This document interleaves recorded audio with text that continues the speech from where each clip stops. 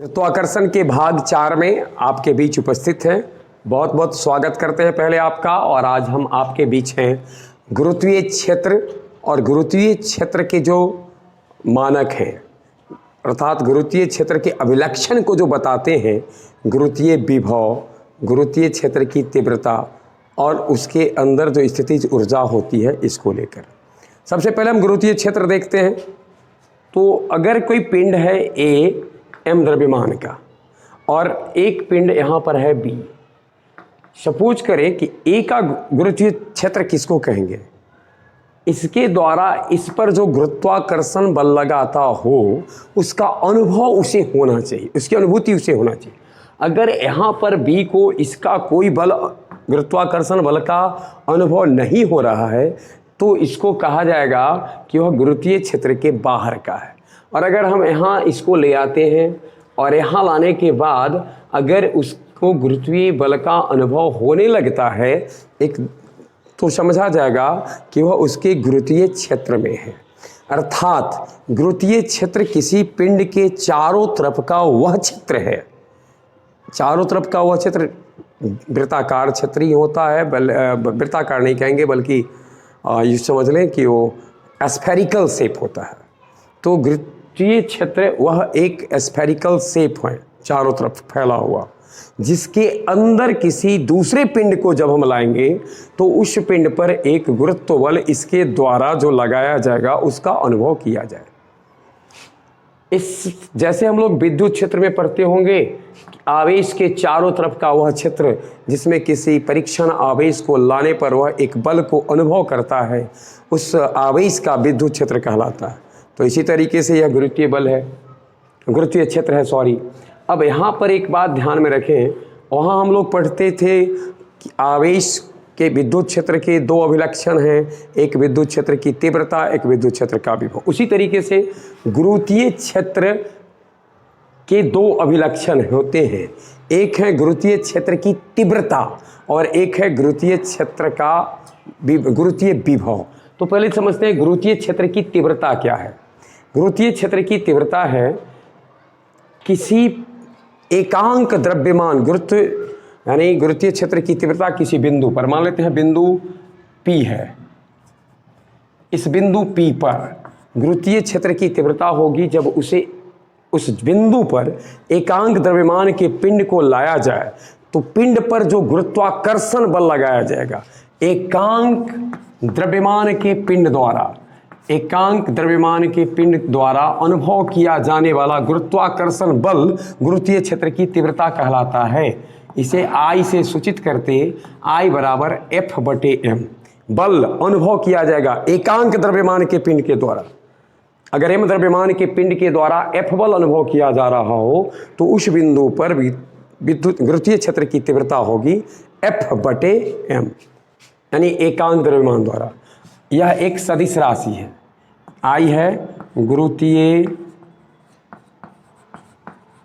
क्षेत्र की तीव्रता, ध्यान में रखना है। परिभाषा एक बार हम फिर से कह दें, एकांक द्रव्यमान के पिंड द्वारा गुरुत्वीय क्षेत्र के किसी बिंदु पर अनुभव किया जाने वाला गुरुत्वाकर्षण बल गुरुत्वीय क्षेत्र की तीव्रता कहलाता है। इसको हम प्रायः I से सूचित करते हैं। यह एक सदिश राशि है, यह सदिश राशि है। इसका यूनिट अगर हमें देखना पड़े तो देखिए, ऊपर में बल है, इसका SI मात्रक, SI मात्रक बल का मात्रक और मीटर मास है किलोग्राम, तो बल का मात्रक हो जाता है SI मात्रक बल का न्यूटन प्रति किलोग्राम। गुरुत्वीय क्षेत्र की तीव्रता का SI मात्रक होगा न्यूटन प्रति किलोग्राम। इसकी बीमा पर विचार करें तो बल की बीमा M1 इनवर्स 2 और यहाँ मास है, इसकी बीमा M1 कट जाएगा यानी LT इनवर्स 2। तो इसका यानी गुरुत्वीय क्षेत्र की तीव्रता की बीमा अगर पूछा जाए तो बीमा हमारा होगा L1 T इनवर्स 2। ध्यान में एक बार फिर से हम देखेंगे, गुरुत्वीय क्षेत्र की तीव्रता कहते हैं गुरुत्वीय क्षेत्र के किसी बिंदु पर एकांक द्रव्यमान के पिंड द्वारा जो गुरुत्व बल अनुभव किया जाएगा उसे गुरुत्वीय क्षेत्र की तीव्रता कहते हैं। इसे आई से सूचित करते हैं। इसका मात्रा SI मात्रक न्यूटन प्रति किलोग्राम होता है। यह एक सदिश राशि है और इसकी जो बीमा है L1T⁻², अर्थात उसी तरह जो गुरुत्व त्वरण की बीमा है, एक्सेलरेशन की बीमा है, वही बीमा है हमारा गुरुत्वीय क्षेत्र की तीव्रता की। ये था हमारा गुरुत्वीय क्षेत्र। अब हम देखते हैं गुरुत्वीय विभव। विभव का जो हम लोगों ने विद्युत विभव की परिभाषा पढ़ी होगी, ठीक उसी तरीके का है हमारा गुरुत्वीय विभव। तो गुरुत्वीय विभव,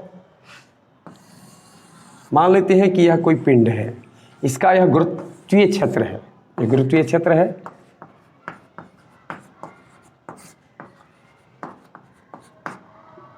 और सोचिए कि एक पिंड यहां अनंत पर है m द्रव्यमान का, इसको विद्युत क्षेत्र के गुरुत्वीय क्षेत्र के किसी बिंदु पर लाना है, A पर लाना है। एकांक द्रव्यमान के पिंड को गुरुत्वीय क्षेत्र के किसी बिंदु तक लाने में किया गया कार्य, अगर यहाँ W कार्य हो रहा है, m द्रव्यमान के पिंड को A तक लाने में W कार्य करना पड़ रहा है, तो एकांक द्रव्यमान के पिंड को लाने में कितना कार्य करना पड़ेगा? एकांक द्रव्यमान के पिंड को अनंत से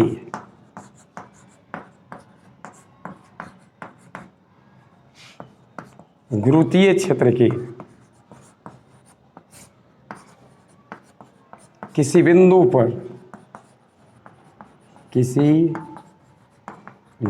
पर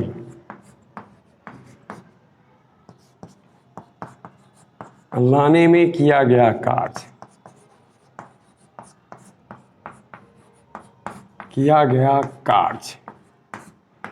यह कहलाएगा उस बिंदु पर का विभव।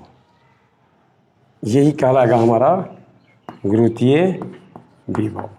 अगर m द्रव्यमान के पिंड को लाने में W कार्य करने पड़े हैं तो उसका गुरुत्वीय विभव हो जाएगा Vg। ग्रेविटेशनल पोटेंशियल को हम लोग Vg से सूचित करते हैं। Ve रहेगा तो समझेंगे, या फिर सीधे V रहता है तो विद्युतीय विभव। अब Vg हो जाएगा हमारा W/m, जहाँ W है कार्य। अब इसका SI मात्रक अगर हमसे पूछा जाए तो कार्य का SI मात्रक और द्रव्यमान का SI मात्रक, तो इसका SI मात्रक है जूल प्रति किलोग्राम। जूल प्रति किलोग्राम विभव का SI मात्रक होता है गुरुत्वीय विभव का। यहाँ एक चीज़ ध्यान में रखिए, अनंत पर गुरुत्वीय विभव Vg अगर पूछा जाता अनंत पर, V∞ शून्य, अनंत पर गुरुत्वीय विभव शून्य माना गया है। अब यहाँ से यहाँ तक लाने में किया गया कार्य यह था। कार्य का फॉर्मूला होता है कार्य बराबर बल गुणे विस्थापन होता है। तो W बराबर m द्रव्यमान के पिंड को जितना F डिस्प्लेसमेंट जो किया गया वह हमारा हो जाता है कार्य, तो W बराबर। तो इस तरीके से हम लोगों को अगर अब इसको उठाकर यहाँ तक लाएं अथवा इस बिंदु से यहाँ तक अगर लाएं B पर, तो अगर गुरुत्वीय क्षेत्र के ही दो बिंदुओं पर की बात की जाए तो दोनों बिंदु के बीच का जो अंतर होगा उसे कहते हैं गुरुत्वीय विभवांतर। तो गुरुत्वीय विभवांतर का भी वही यूनिट होगा जो गुरुत्वीय विभव का होगा। ध्यान में रखना है, जूल प्रति किलोग्राम होता है गुरुत्वीय विभव का SI मात्रक, और यह एक अदिश राशि है।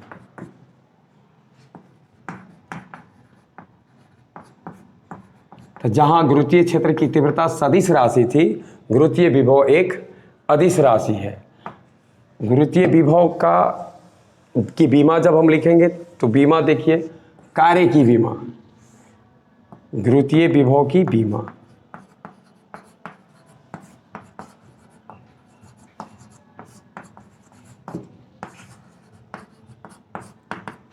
कार्य की बीमा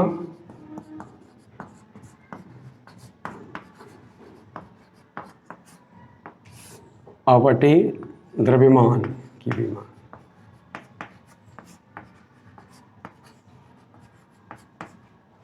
कार्य की विमा M1 L2 T इनवर्स 2 और द्रव्यमान M1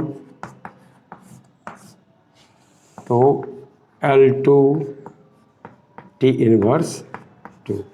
मुख्यतः रूप से हमको ध्यान में रखना है विद्युत क्षेत्र की तीव्रता की विमा वही होती है जो त्वरण की विमा और गुरुत्वीय विभव की विमा L2 T इनवर्स 2। दोनों के विमा में थोड़ा सा अंतर है। गुरुत्वीय क्षेत्र की तीव्रता सदिश राशि है, गुरुत्वीय विभव जो है वह एक अदिश राशि है। हम देखते हैं पृथ्वी के तल पर गुरुत्वीय विभव का मान और पृथ्वी के तल पर गुरुत्वीय क्षेत्र की तीव्रता का। पहले तो एक बात हमें ध्यान में रखना है कि गुरुत्वीय विभव सदैव ऋणात्मक होता है, क्योंकि हमने जिक्र किया अनंत पर का विभव शून्य होता है और जब हम वहाँ से किसी गुरुत्वीय क्षेत्र के किसी बिंदु पर अगर कार्य करेंगे तो उसके बाद जो विभव प्राप्त होगा वो हमेशा ऋणात्मक होगा। क्योंकि एक का अगर विभव होगा और यहाँ अनंत से लाया गया है तो ए पर का विभव इसके रेस्पेक्ट में भी इन्फिनिटी घटे उसमें किया गया का, तो भी इन्फिनिटी 0 होता है। शून्य से जब हम घटाएंगे हमेशा माइनस में आ जाएगा। तो ध्यान में रखना है गुरुत्वीय विभव सदैव ऋणात्मक होता है। अब पृथ्वी के पृष्ठ पर गुरुत्वीय क्षेत्र की तीव्रता I बराबर GME बटे RE स्क्वायर होता है। जानते हैं हम G हो गया गुरुत्वाकर्षण का सार्वत्रिक नियतांक, गुरुत्वाकर्षण का सार्वत्रिक नियतांक। इसकी चर्चा हम लोगों ने पीछे वीडियो में किया है। गुरुत्वाकर्षण का सार्वत्रिक नियतांक है कैपिटल G। वहीं ME है पृथ्वी का द्रव्यमान, ME पृथ्वी का द्रव्यमान है।